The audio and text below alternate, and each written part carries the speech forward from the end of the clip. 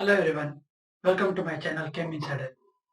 In today's video, we'll be discussing about the third important method of purification of organic compounds. So in this particular method, we discuss about distillation. So you all know basics about the distillation process.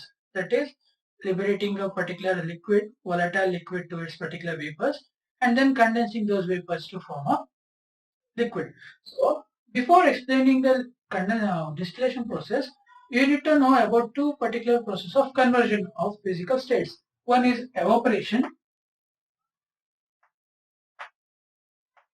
and the other one is condensation. So evaporation and condensation. So evaporation is a process where you convert a liquid to a gas. Evaporation is a process of conversion of a liquid to a gas, whereas condensation is a process of converting a gas to liquid. Okay, so evaporation is a process of conversion of a liquid to a gas, whereas condensation is a process of conversion of gas to a liquid. Depending upon this simple basic physical property or physical conversion, we classify distillation purification process. So there are four particular types of distillation process. One is a simple distillation, and then a fractional distillation, and the third one is about the complex distillation of compounds using the steam distillation process. So out of these three, the first one is the steam distillation process. Usually, distillation process is used for two types of solutions. One which contains a non-volatile solute and a volatile solvent present in it. If the compound is made up of one component is being a non-volatile and the other being a volatile compound, then we can use the distillation process. And the other method is if you are having a solution whose boiling point is slightly variable, then those solutions can be separated using this distillation process. So now first we'll discuss about steam distillation or simple distillation. First we'll discuss about simple distillation process. In the simple distillation process, we have the apparatus set up like this. This is a round bottom flask where the liquid is boiled.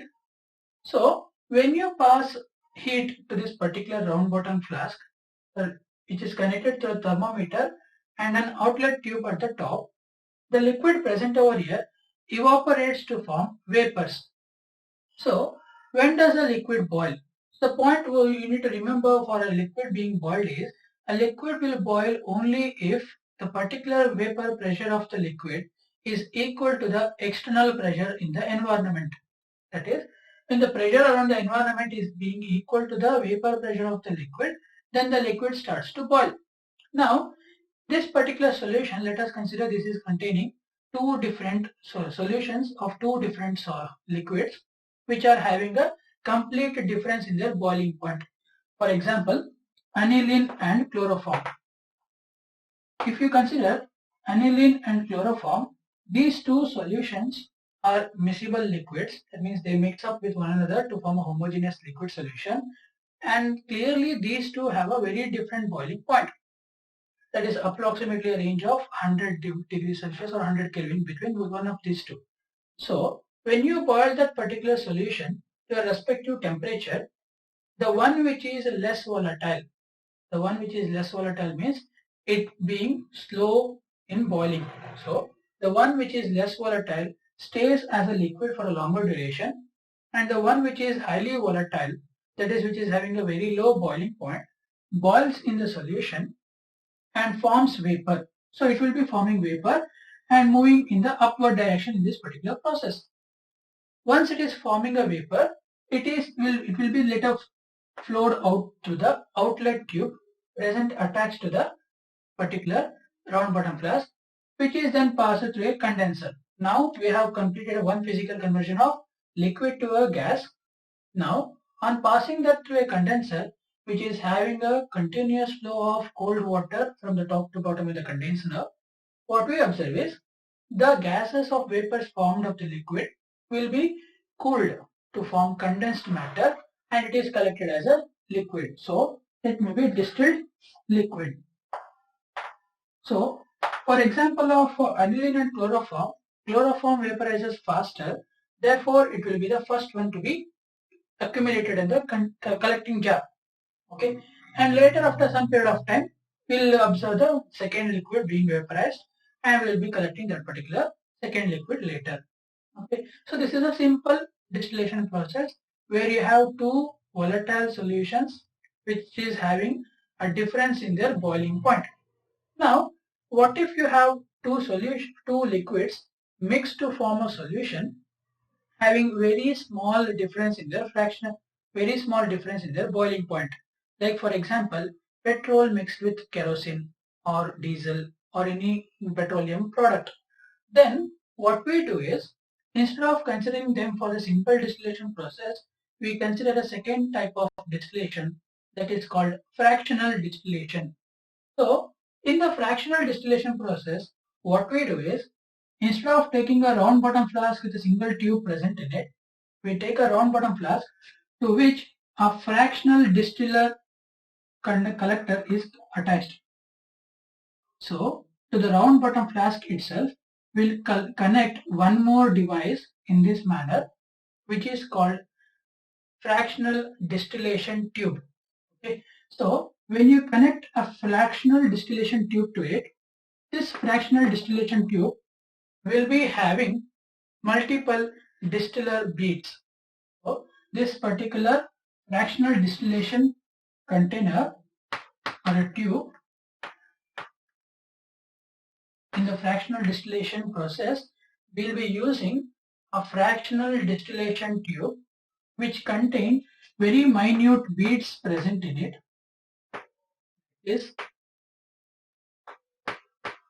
These beads, what they do is, they absorb heat generated during the liberation of vapors. Now, in this particular process, what happens is, if you consider for a liquid of whose boiling point difference is not that greater, like for example, if you consider for petrol and diesel, they'll be having a boiling point difference of about 10 to 12 Kelvin. Now,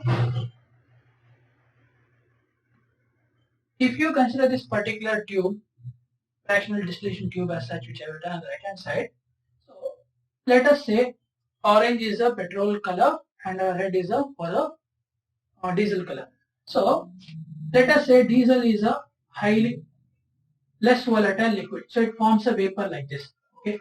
So first let us say highly volatile means it will be vaporizing faster.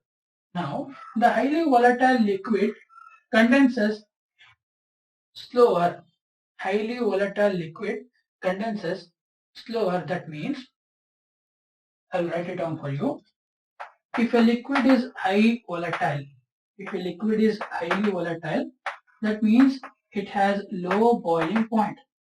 If it has low boiling point, that means it will condense slowly. It will condense. The condensation will be slow. That is, the conversion of, if the conversion of liquid to gas is faster, then the conversion of gas to liquid will be slow. Therefore, if a liquid is highly volatile, that means it will be having a low boiling point.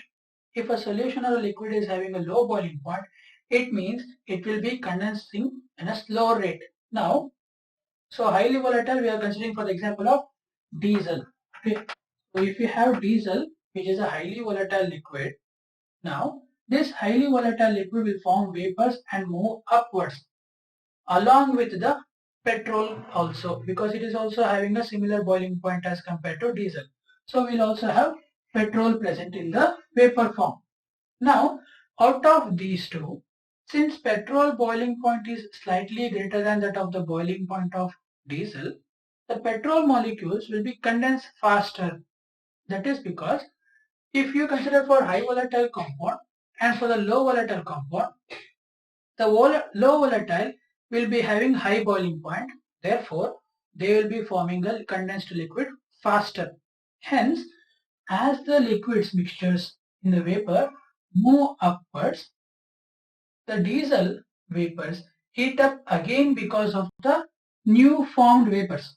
Okay, once the season complete solution is boiling, the vapors will be circulating to the upward direction. But due to the exchange of heat between the beads, petrol will condense faster when compared to diesel. Therefore, the vapors of diesel will be removed first. After some period of time, we'll observe the vapors of petrol being collected. Okay, so what happens is, even though both are going to be condensing a faster rate, when compared to one another, diesel will be condensing at a higher, slower rate, whereas in compared to the petrol compound. So therefore, due to that particular exchange of heat with the vapors and the beads taken in the fractional distillation column, we can separate these two liquids even though they have a very slow boiling point difference. Okay, so this is about the fractional distillation process. So where we distillize two liquids which have very less boiling point difference. Now, if you consider for a liquid which has a very high boiling point, but it also decomposes at its boiling point itself. That is, let us say an example of glycerin. Glycerin liquid, which it has a very high boiling point, but what happens is when you heat that particular glycerin for in order to distillize it, it starts to decompose. Hence, we have to use a different method for those type of liquids. If you have a liquid which decomposes when it is heated and further it has a very high boiling point, then those liquids are to be distillized in a different process called the pressure distillation under controlled pressure process. So that is the third process of distillation. Let us discuss about the third process of distillation. Now we'll discuss about the third process of distillation, that is distillation under controlled pressure. Distillation under controlled pressure. So when you have to distillize a liquid, like for example glycerin, which has a very high boiling point, and further it decomposes when you heat that particular liquid of glycerin at a high temperature, then you can use this particular method of distillation. So what we do is we'll boil the liquid in such a way that we obtain a particular pressure of the particular liquid. In such a way, we'll increase the pressure of the liquid by decreasing the pressure. Okay. As I said, a liquid boils only when its vapor pressure is become equal to the pressure in the external atmosphere. Therefore, what we do is we decrease the external pressure and make it equal to the vapor pressure of the liquid. Now, this particular liquid will boil at a lower temperature itself. Like for example, if you consider glycerin, it boils at, let us say, 250 degrees Celsius or 250 degrees Celsius. Now what we have to do is, if you heat glycerin to 250 degrees Celsius, it will decompose at 230 itself. Therefore, we try to achieve the boiling of this particular glycerin by decreasing the external pressure and further increasing the vapor pressure of the liquid at around 180 degrees itself. So, if you achieve the boiling of glycerin at 180 degrees Celsius by an applied pressure or controlled pressure, decreased external pressure or increased vapor pressure, then you can observe the glycerin being boiling at 180 degrees Celsius. Further, we can achieve the boiling of this particular glycerin liquid, which can form vapors. So now, how to collect these vapors again? Now, in order to condense those vapors, we'll use a vacuum pump to decrease the pressure. So we'll use a vacuum pump in order to decrease the pressure using a moderator. So this is how you can distillize liquids which undergo decomposition below their boiling point itself, like for example of glycerin. Next is the fourth method, that is steam distillation process. So in this particular steam distillation process, what we do is, if you have liquids which are immiscible in water, then you cannot use that in a distillation process.